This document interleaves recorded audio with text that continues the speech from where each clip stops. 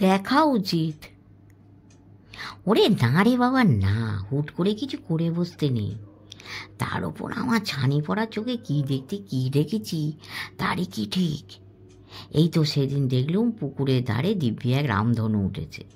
নাতিকে ডেকে দেখাতে গেলুম, তা সে বলল রামধনু টনু কিছুই নাকি নেই, আমি ভুল দেখেছি।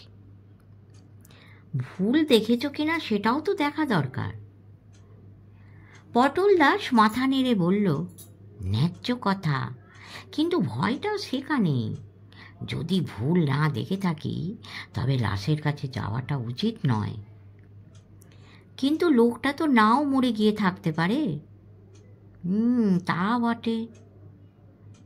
এখনো তুলে নিয়ে মুখে জল টল দিলে বেঁচে যাবে হয়তো, কিন্তু সারা রাত হিমের মধ্যে পড়ে থাকলে তো মরেই যাবে।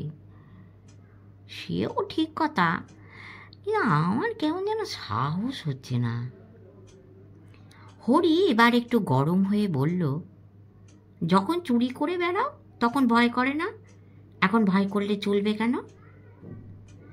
পটল দাস এবার চোখ পাকিয়ে বলল, চুরি মানে কেবল চুরি? সেটা কি আর্ট নয়? আর আমাকে ছিঁচকে চোর পেয়েছ? পটল দাস কখনো ছুঁচো মেরে হাত গন্ধ করে না, এটা মনে রেখো। আমি কালই রটিয়ে দেব যে তুমি চুরি করতে এসে আমার কাছে ধরা পড়ে গেছো। এ কথায় পটলের চোখ কপালে উঠল। বলল, ওরে বাবা, তুমি বেশ পাঁজি লোক দেখছি। পটল দাস এখনো ধরা পড়েনি জীবনে, তা জানো? কেউ তোমার কথা বিশ্বাস করবে না। খুব করবে। এখনই তোমাকে চাপটে ধরে চোর চোর বলে চেঁচালে যোগুরাম আর তার বউ দৌড়ে আসবে। তারপর ঘরে পুরে তালা দিয়ে রাখবো, সকালে সবাই এসে দেখবে। পটল দাস এই কথায় খক খক করে হায়নার হাসি হাসল। তারপর বলল, যাওকে ধরে বটে, তা ধরার চেষ্টা করে দেখো তো কি হয়। কেন, মারবে নাকি? আমার গায়ে মেলা জোর, তা জানো। পড়াশোনায় তেমন ভালো না হতে পারি, কিন্তু গায়ের জোরে কম নই। থাক, অত বড়াই করতে হবে না। তোমার চেয়ে ঢের ঢের জোয়ান পালোয়ান দেখেছি। পটল দাসের বয়স হয়েছে বটে, কিন্তু বিদ্যে তো মরেনি। এখন অনেক ভোজবাজি দেখাতে পারি। দেখি না কেমন জাপটে ধরতে পারো। এসো দেখিনি পালোয়ান চন্দর। হরি এই ছোটোখাটো বুড়ো সুড়ো লোকটার কথা শুনে না হেসে পারল না।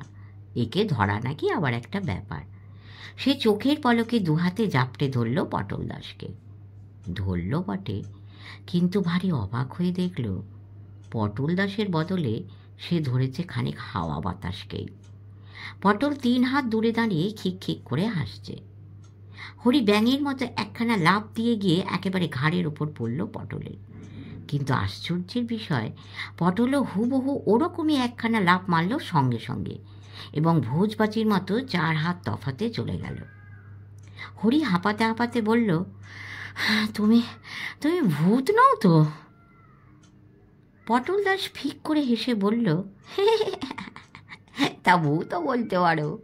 ভূত মানে অতীত। আমার কি আর সেই দিনকাল আছে? বেঁচে থেকেও মরা। তাহলে বুঝলে তো আমাকে ধরা অত সোজা নয়। হরি বোকার মতো মাথা নেড়ে বলল, বুঝেছি। যদি সত্যি ভূত না হয়ে থাকো তবে বলতেই হয় তুমি বেশ ওস্তাদ লোক। পটল একটা দীর্ঘশ্বাস ফেলে বলল, আর কি দেখছো গো, আরও কত কি শিখেছিলাম। হস্তলাঘব, মুখবন্ধন, বায়ু নিয়ন্ত্রণ, কুম্ভক, কোথাও কাজে লাগলো না। তেলারামকে শেখানোর ইচ্ছে ছিল, কিন্তু ওর মায়ের জন্যই হলো না। সে বলল, না, ছেলে তোমার মতো চোর হবে না। আমাকে শেখাবে? তুমি তুমি শিখে কি করবে? চুরি করব না, তবে শিখে রাখবো। শেখাতে পারি, তবে শর্ত আছে। কি শর্ত? পটল বেশ লজ্জার সঙ্গে ঘাড় চুলকে বলল, লেখাপড়া শিখিনি বলে আমাকে বড় হেনস্থা করে লোকে। ছেলে বউ বড্ড গঞ্জনা দেয়। তা আমার বড় ইচ্ছে লেখাপড়া শিখে ওদের জব্দ করি। শেখাবে? শেখাবো। কথাবার্তায় হঠাৎ বাধা পড়ল। ভদ্রবাবুদের বাগান থেকে হঠাৎ একটা ক্ষীণ আর্তনাদের শব্দ ভেসে এলো।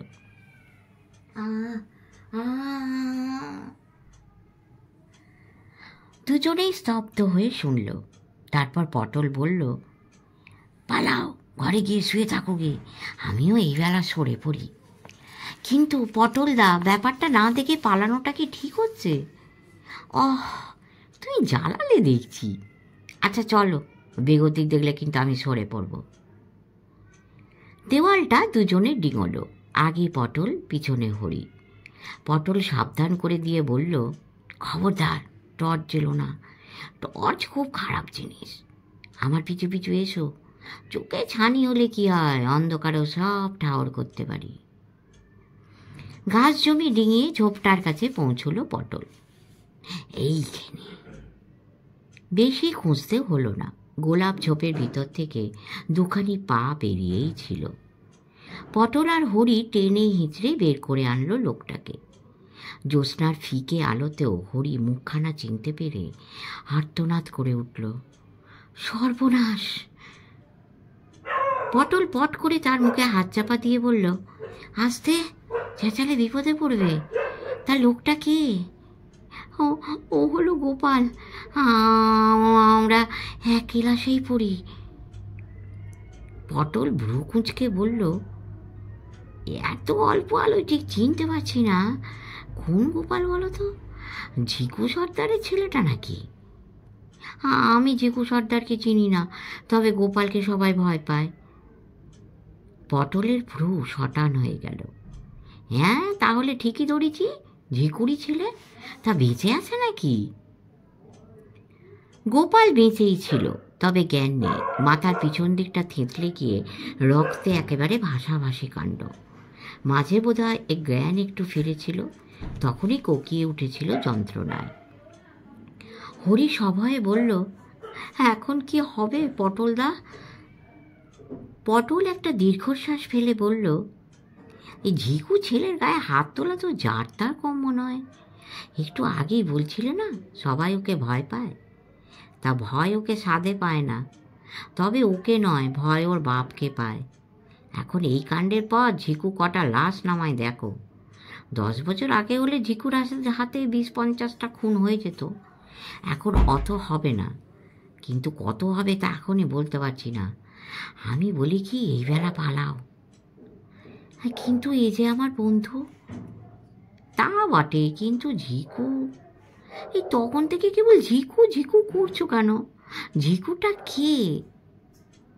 এ তল্লাটে যখন এসে পড়েছো তখন চিনবেই একদিন। আমি পাপ মুখে সব বলি কেন? বন্ধুকে যদি ফেলে যেতে না চাও তো চলো, ধরাধরি করে নিয়ে গিয়ে তোমার ঘরেই তুলি। তাই হলো, দুজনে ধরাধরি করে গোপালকে নিয়ে ভাঙা পাঁচিল পেরিয়ে হরির ঘরে এনে তুলল। হরি বলল, কিন্তু রক্তে যে ভেসে যাচ্ছে, একজন ডাক্তার ডাকলে হয় না? এত হেমারেজ হলে তো মরে যাবে। রক্তটা এখনো ক্লট বাঁধেনি। হেমাটোমা। পটল চোখ বড় বড় করে হরির কথা শুনছিল। হঠাৎ বলল, আর তুমি কি ডাক্তারের ছেলে? কি করে বুঝলে? অনেক জানো দেখছি। তবে ভয় নেই, আমাকে সবসময় ওষুধ বিশুদ্ধ রাখতে হয়, তবে টোটকা। দাঁড়াও। বলেই পটল পোশাকের ভিতরে কোথায় হাত ভরে একটা শিশি বের করে আনলো। তাতে খানিকটা কালচে তেল যত্ন করে ক্ষতস্থানে লাগিয়ে দিল। আরেকটা শিশি বের করে হরির হাতে দিয়ে বলল, খুব যন্ত্রণা হলে চিপিটা খুলে একটু শুকিয়ে দিও, ওতেই কাজ হবে। হরি ডাক্তারের ছেলে বলেই তার সঙ্গে তুলো, ব্যান্ডেজ, ওষুধ থাকে। গোপালের মাথা ব্যান্ডেজে নিপুণ হাতে বেঁধে সেই শিশিটা নিয়ে চিপে খুলে একটু শুঁকে দেখল। চন্দন, গোলাপের আতর, আরও কিছু সুবাস মেশানো একটা মাদক গন্ধ। সে অবাক হয়ে বলল, এ তো স্মেলিং সল্ট নয়, তবে এটা কি? পটল মাথা নেড়ে বলল, এই ডাক্তারি ওষুধ ছাড়াও দুনিয়ায় অনেক ওষুধ আছে। ওসব গুপ্তবিত্তের খবর ডাক্তাররা জানেও না। এ হলো কালী কৌরেজের মুষ্টিযোগ। ও নাকে একটু ধরেই দেখো না কি হয়। আশ্চর্যের বিষয়, শিশির মুখটা গোপালের নাকের কাছে ধরার কিছুক্ষণ পরেই ধীরে ধীরে গোপাল চোখ মেলে চাইল। দৃষ্টিটা ঘোলাটে এবং অস্বচ্ছ। কিছুক্ষণ চেয়ে থাকার পর চোখ স্বাভাবিক হয়ে এলো। উদ্ভ্রান্তের মতো সে চারদিকে চেয়ে দেখে নিয়ে ক্ষীণ গলায় বলে উঠল, ওরা পাগলা সাহেবের কবর খুঁজছে। হরি গোপালের ওপর ঝুঁকে পড়ে জিজ্ঞাসা করল, কারা, কি খুঁজছে? পটল দাস চাপা গলায় বলে উঠল, সর্বনাশ।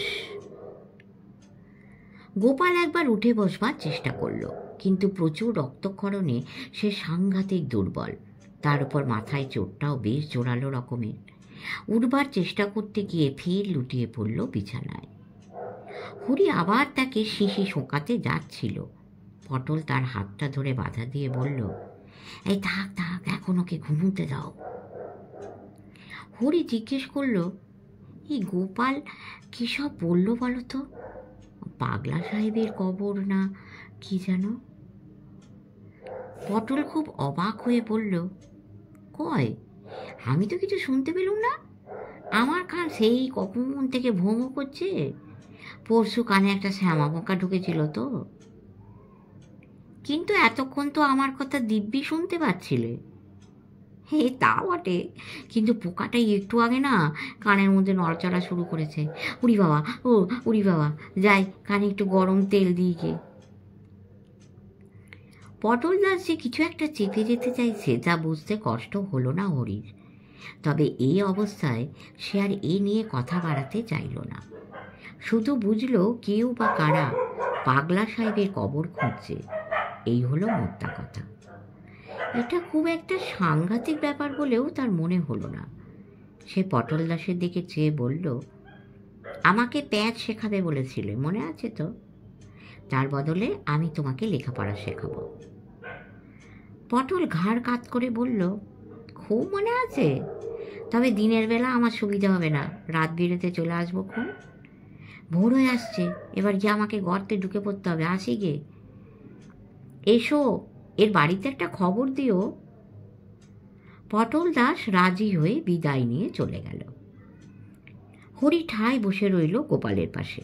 তারপর একসময় ঢুলুনি এসে গেল তার। চোখ বুজে ফেলল। তারপর আর কিছু মনে রইল না। শেষ হলো পাগলা সাহেবের কবর, 3য় পর্ব। পরের পর্ব তাড়াতাড়ি দেবার চেষ্টা করব। সকলে শুনবেন এবং কেমন করতে পারছি সেটা প্লিজ একটু জানাবেন। পরম করুণাময়ের কৃপায় সকলে খুব খুব ভালো থাকবেন এবং সাবস্ক্রাইব করে আমাদের পাশে থাকবেন। যারা ইতিমধ্যেই সাবস্ক্রাইব করেছেন তাদের অসংখ্য ধন্যবাদ। নমস্কার।